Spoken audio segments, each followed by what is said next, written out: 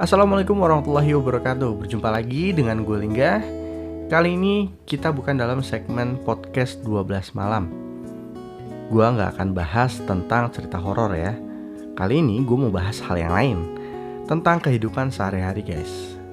Jadi segmen podcast 12 malamnya tutup bang, sementara aja. Akan terus berlanjut untuk podcast 12 malam. Cuma untuk yang kali ini lagi gue rekam bukan podcast 12 malam. Begitu. Ini merupakan segmen yang baru. Gue belum tahu nih mau kasih judulnya apa. Sementara gue namain bukan podcast horor, cerdas. Antara cerdas dan malas mikir ya guys ya. Kali ini gue mau bercerita tentang 3 jenis manusia guys. Yang pertama adalah manusia normal, kedua adalah manusia obor, ketiga adalah manusia barbar. Sebenarnya untuk manusia normal gak ada penjelasan penting-penting banget sih, karena ya normal gitu. Orang ketemu orang lain gitu, terus dia kenalan, terus deket, jadi pasangan, pacaran, terus lamaran, terus nikah, dan ya normal gitu. Nah yang seru sebenarnya nih ada di manusia obor nih guys. Manusia obor adalah istilah yang gua pakai untuk menjelaskan tentang seseorang yang mencintai dalam diam, dalam ketenangannya, dan dia punya hobi, itu kebiasaannya adalah menunggu teman-teman. Nah pada umumnya manusia obor biasanya udah punya target tersendiri nih. Dia udah mengintai cukup lama guys. Dia tahu kebiasaan yang target suka, udah kayak stalker sih ya. Bahkan ketika dia tahu targetnya tuh masih punya pasangan atau punya pacar, mereka tuh akan dengan senang menanti guys. Si manusia obor ini akan datang ketika targetnya itu sedang trauma dengan cinta. Trauma gimana? Itu biasanya momen trauma itu terjadi ketika mereka putus cinta. Galau. Oh galau. Dia datang gak pakai banyak basa-basi, langsung ketemu orang tua, ngelamar, terus nikah. Dan karena targetnya sedang dalam kondisi yang trauma atau sedang lelah gitu ya, dengan drama-drama percintaan, akhirnya mereka gak minta ekspektasi yang tinggi gitu, gak macem-macem. Yang penting ya udah nikah gitu, married, gue selesai. Ada beberapa kasus dimana teman-teman gue nih memang mendapatkan manusia obor, dan ada juga yang dia cintanya direbut oleh manusia obor guys. Gue bahkan masih sulit percaya ya untuk masalah yang akan gue bahas ini itu, karena gue ngerasa mereka adalah pasangan yang sempurna, ngelengkapin satu sama lainnya gitu. Gue ngerasa tinggal nunggu undangannya doang datang. Tapi kenyataannya ya lain. Cinta mereka kandas di tengah jalan. Sungguh realita yang menyakitkan untuk mereka ya. Bahkan untuk gue yang cuma nonton, itu juga realita yang menyakitkan guys. Jadi gue gak tahu sebenarnya berapa lama mereka pacaran. 2 tahun kah? 3 tahun? Atau mungkin udah masuk tahun keempat gitu. Yang jelas pada saat mereka pacaran, aura positif mereka itu tersebar kemana-mana gitu. Semua orang tuh seneng lah sama hubungan mereka gitu. Pasangan yang menurut orang mungkin ya sempurna lah. Si cowok adalah teman gue, anggap aja namanya Gilang. Dan pasangannya adalah Cindy. By the way ini bukan nama asli. Gue gak bisa pakai nama aslinya untuk yang satu ini, karena memang masih banyak yang belum tahu kalau mereka itu bubar. Takutnya kalau gue sebut nama asli akan banyak teman-teman yang ikut sedih gitu. Kita lanjut ke cerita. Singkat cerita, mereka itu akhirnya harus bubar. Mereka bubar secara baik-baik teman-teman. Kalau kalian belum pernah nemuin yang bubar baik-baik, ini salah satu contoh yang bubarnya baik-baik gitu. Mereka berembuk, diomongin baik-baik, dan gak ketemu aja gitu titik tengahnya, yang akhirnya ya bubar. Nah problemnya itu adalah perbedaan pencapaian dalam suatu hubungan guys. Jadi kalau kita jalin hubungan itu pasti kan ada yang ingin kita capai tuh. Dan di kasus mereka, yang dicapai sebenarnya sama poinnya, yaitu pernikahan gitu. Tapi jangka waktu keduanya itu berbeda guys. Cindy pengen cepet nikah. Entah itu minggu depan, mungkin bulan depan, tahun depan, pokoknya cepet nikah lah. Sedangkan si Gilang itu belum bisa ngelakuin pernikahan dalam waktu dekat. dia baru bisa itu di tahun-tahun yang lain, mungkin 2 tahun kemudian, 3 tahun kemudian gitu, karena mungkin Gilang ngerasa persiapannya belum cukup gitu. Dan karena perbedaan inilah akhirnya kisah mereka kandas. Dan ketika bubar, keduanya masuk dalam fase galau. Kondisi mental mereka nih jadi gak stabil nih. Nah, dia bisa aja di wajahnya tersenyum guys, tapi hatinya terluka. Dan ini pasti dialamin keduanya. Gua enggak bang, gua gak nanya. Tapi gua enggak. Menurut lu enggak. Tapi sadar tidak sadar, kita mungkin ngerasa biasa aja, tapi hati kecil kita pasti merasakan pedih guys. Nah, di saat momen inilah peran besar manusia obor hadir. Seperti yang gue bilang sebelumnya, dia akan datang di saat keadaan tidak stabil teman-teman. Nah sebenarnya gue nggak tahu ya, manusia obor itu ada yang perempuan atau enggak gitu. Yang jelas sejauh ini yang gue lihat dan gue temuin itu cuma spesies laki-laki ya guys ya. Manusia obor itu cuma laki-laki, gue nggak pernah lihat yang perempuan. Tapi kalau kalian mungkin pernah lihat atau pernah nemuin atau pernah dengar dari teman, saudara, keluarga kalian gitu, kalian boleh tulis di komentar ya, biar gue juga tahu ada yang spesiesnya perempuan gitu. Si manusia obor ini mulai nih deketin si Cindy dalam keadaan yang seperti kita tahu dia sedang galau, sedang kalut gitu, hatinya dingin karena tak ada cinta kan. Si manusia obor ini menawarkan sebuah solusi gitu. Dia memberikan sebuah cahaya agar hati yang dingin tadi kembali jadi hangat guys. Dan yang paling jelas, manusia obor memberikan Cindy sesuatu yang dia memang inginkan, pernikahan. Nah si Cindy yang dalam kondisi kayak gitu terima-terima aja gitu. Walaupun Cindy masih belum tahu nih kayak apa si manusia obor. Baikkah dia, ramahkah dia, sayangkah dia orang tua, apakah dia emang masuk kategori laki-laki yang dia impikan gitu. Cindy masih belum tahu jawaban itu, tapi dia terima. Ini salah satu kemenangan si manusia obor ya guys. Dan tahukah kalian, di kenyataannya Cindy saat ini sudah tunangan dengan si manusia obor. Gua bingung juga nih, mau kesel kah, seneng kah. Gua kesel karena sahabat gue ya ditinggalin gitu. Dia sekarang posisinya patah hati guys. Dan ya gue harus seneng juga karena Cindy akhirnya menemukan seseorang yang mau menikahi dia gitu ya. Gue gak bisa kasih doa dia buruk juga ya. Dia mau menjalani hidup yang baru dan ya gue kasihlah doa yang baik lah ya. Di sini gue berharap si Gilang nih bisa lapang dada. Mungkin suatu saat nanti gue akan setelin dia lagunya Sheila on 7 yang lapang dada untuk mewakili doa gue gitu. Dan gue sebenarnya mau minta maaf juga sama Gilang karena gue belum cukup bijak untuk memberikan saran. Karena gue bukanlah Bapak Mario Teguh gitu ya. Toh acara gue saat ini bukan Lingga Teguh Golden Ways gitu. Jadi gue gak bisa ngasih saran. Cuman ngomongin Bapak Mario Teguh, ada beberapa quotes yang bisa kita ambil untuk si Gilang.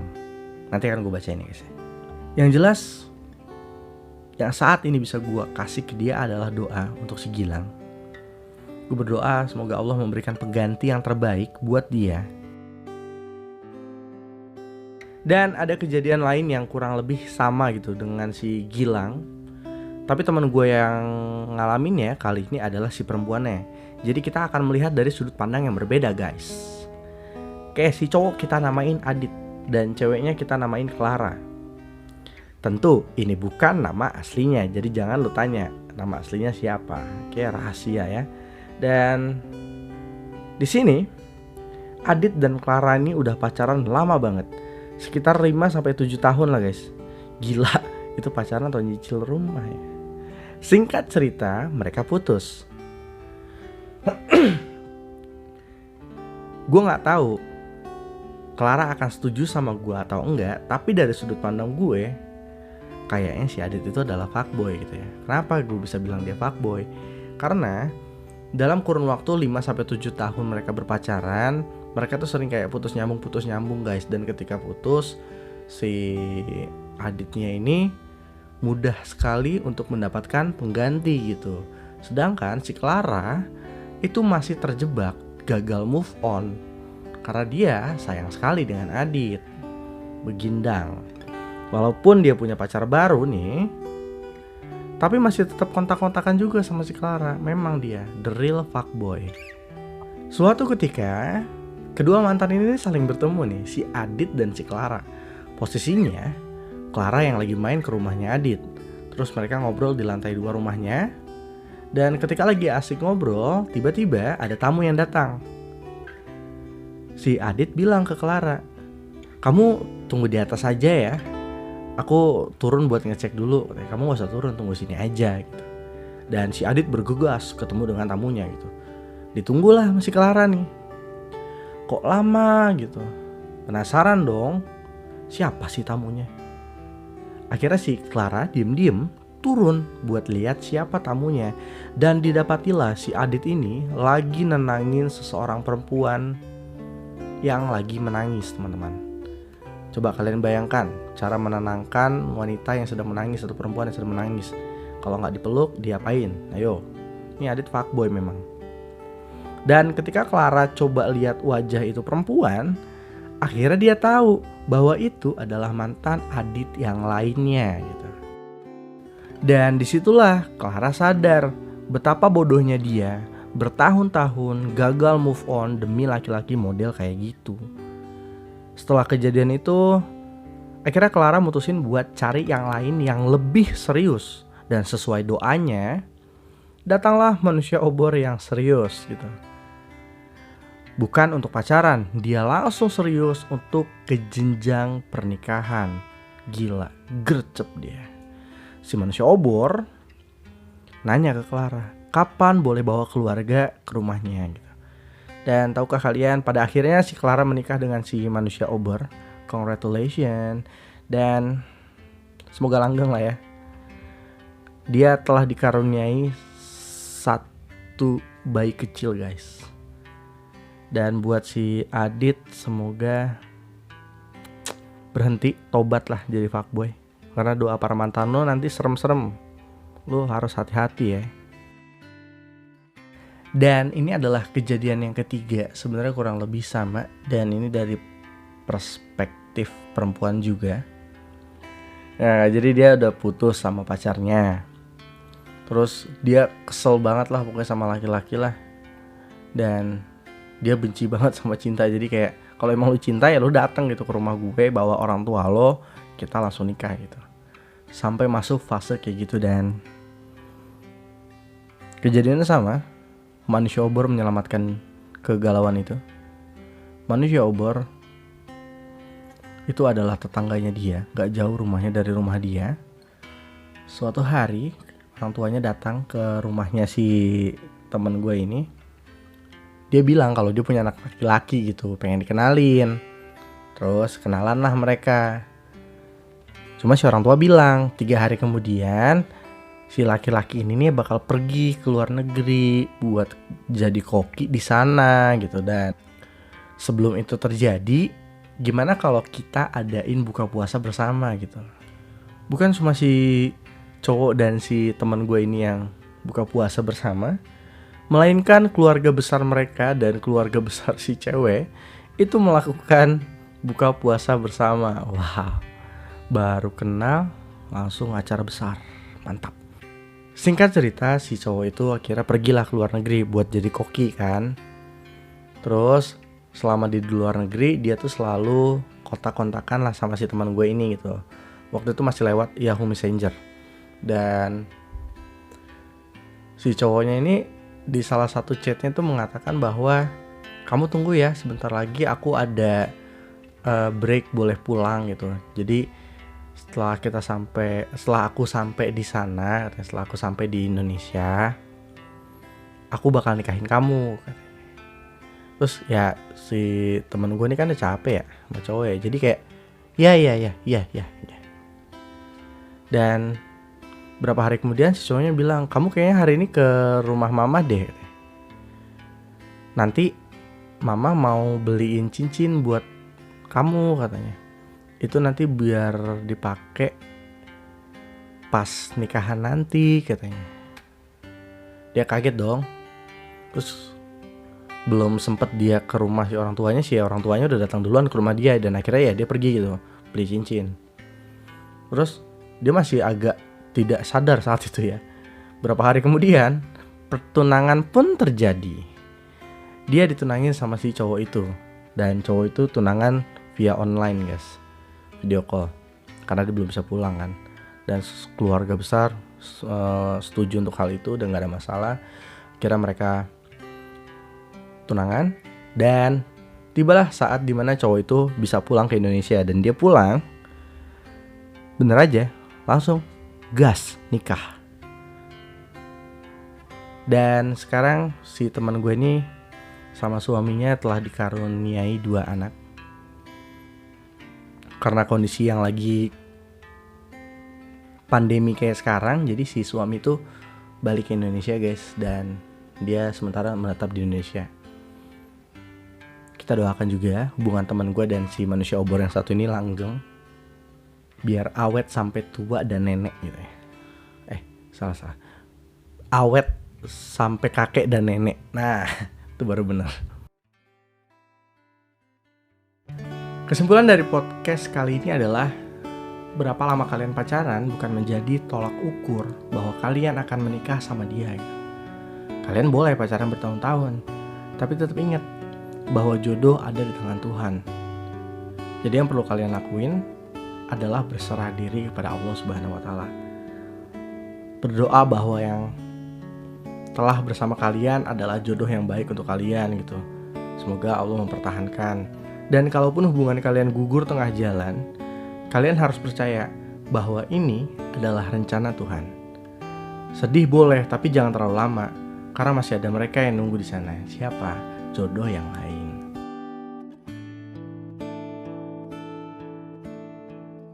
Gue rasa cukup sekian podcast kali ini. Terima kasih yang udah mampir. Terima kasih yang udah ninggalin jejak, entah itu like, subscribe, komen kalian. Kalau bisa sih kalian berpendapat ya, kira-kira manusia obor itu kalau di kehidupan kalian itu seperti apa gitu. Apakah ada gitu atau enggak gitu. Terus sekali lagi gue ucapin terima kasih buat supportnya. Mohon maaf kalau ada salah-salah kata. Gue Lingga undur diri.